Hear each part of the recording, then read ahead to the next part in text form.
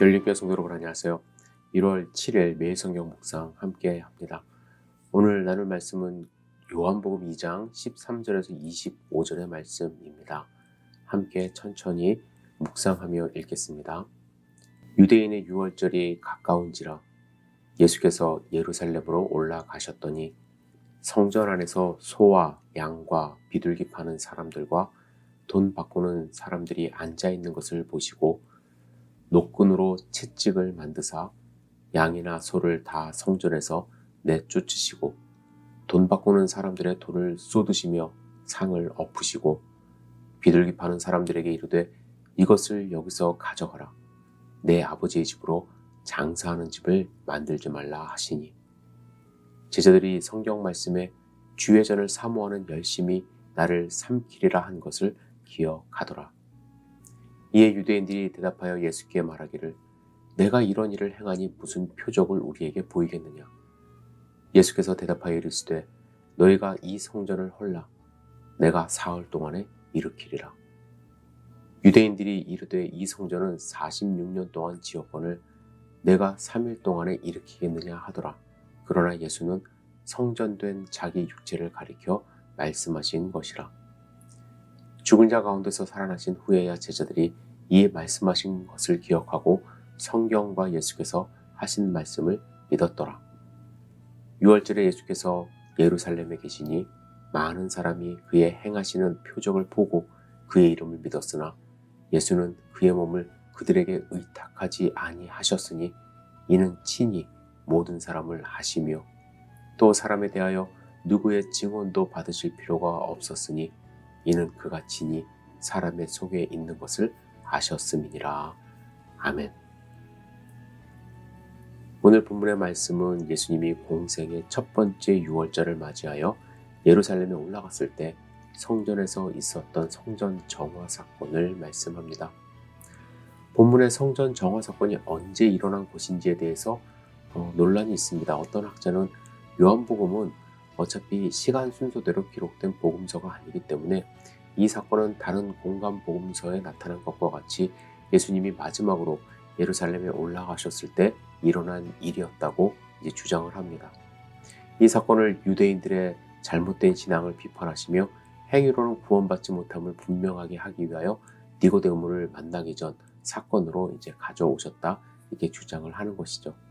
이러한 주장은 요한복음이 시간 순서대로 이제 어차피 기록되어 있지 않기 때문에 어느 정도 설득력 있긴 하지만 저는 예수님이 예루살렘 성전에 가실 때마다 성전 정화 사건이 있었을 것이라고 생각을 해도 무리는 아닐 것 같습니다. 그들의 행위는 이번 한 번 사건으로 고쳐질 것이 아니었기 때문이죠. 아마 이 사람들은 그 다음날 바로 다시 상을 펴고 장사를 시작했을 것입니다. 그래서 우리는 그들이 왜 성전 안에서 이런 장사를 했는지 알아야 합니다. 제자들이 말한 것처럼 주의 전을 사모하는 열심이 그들에게 있었습니다. 그래서 절기를 지키기 위해서 먼 곳에서 오는 사람들을 위해서 서비스 차원에서 양, 소, 비둘기를 팔기 시작한 것이죠. 먼 길에서 오는 길에 다치거나 재물이 다치거나 하면은 재물로 쓸 수가 없기 때문입니다. 그리고 환전을 해주는 서비스도 있었습니다. 유대인들은 평소에 로마 돈을 사용합니다. 그래서 성전에서는 유대 돈만 받기 때문에 1년에 한 번씩 내는 성전 세금을 위해서 환전이 필요했던 것입니다.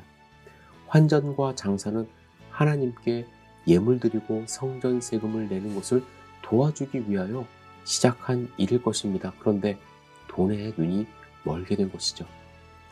절기를 지키러 온 사람들은 어쩔 수 없이 동물을 사야 했고 환전을 해야 했습니다.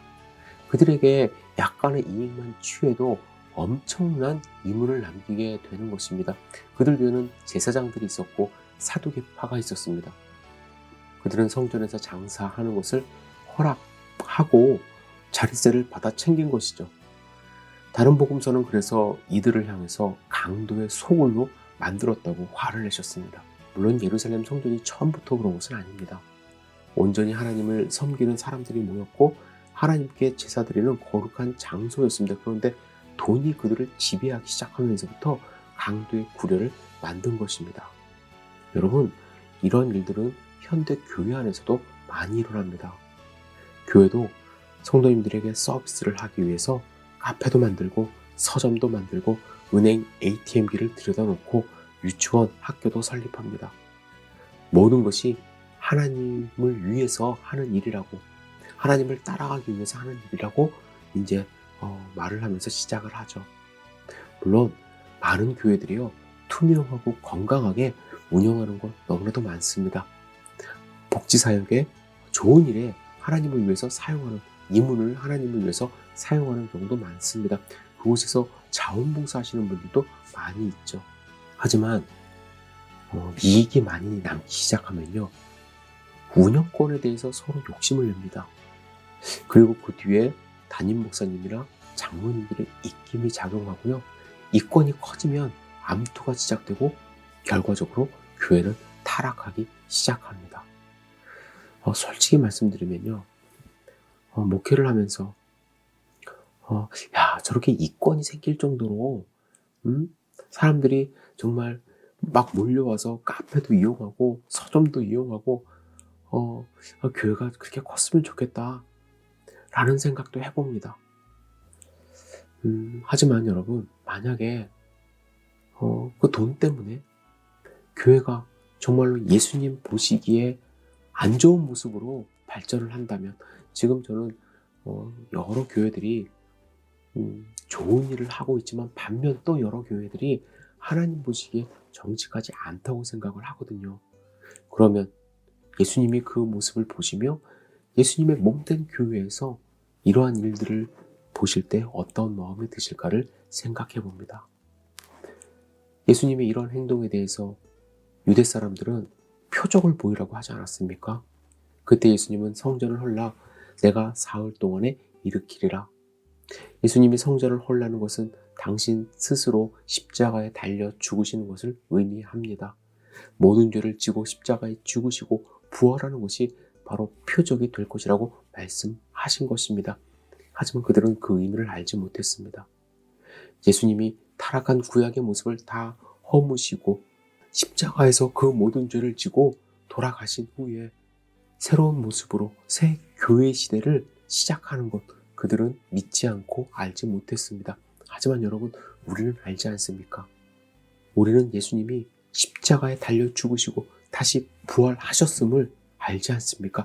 그렇다면 우리에게 필요한 것은 무엇입니까? 표적이 아니라 믿음입니다. 우리에게 필요한 것은 의심이 아니라 행동입니다. 우리 교회가 더 교회되게, 사람이 많이 모이지 않더라도 예수님이 이 땅 가운데 오셔서 우리 교회를 보시며 잘했다 칭찬받을 수 있는 교회, 정직하게 마음을 다해서, 화려한 서비스는 우리 교회에 없지만 그래도 주님을 의지하는 마음으로 매주 모여서 하나님께 간구하고 말씀 듣고 삶 가운데 실천하는 그런 모습을 예수님이 보셨을 때 정말 우리를 안아주시고 우리에게 큰 칭찬하실 수 있는 그 장면을 생각하며 우리 함께 신앙생활 했으면 좋겠습니다. 교회가 교회되고 하나님 나라가, 하나님이 통치하시는 나라가 될 수 있도록 여러분들 하나님께 믿음을 드리시고 하루하루 승리하는 삶 사시기를 주님의 이름으로 축복합니다. 기도합니다. 전능하신 주님, 도와주시옵소서. 우리 흔들리지 않도록 인도하여 주시옵소서. 세상적인 관점으로 교회를 바라보지 않도록 인도하여 주시고 오직 주님이 원하시는 방법으로 주님의 뜻에 합당한 삶을 살 수 있도록 인도하여 주시옵소서. 예수님의 이름으로 기도드렸사옵나이다. 아멘.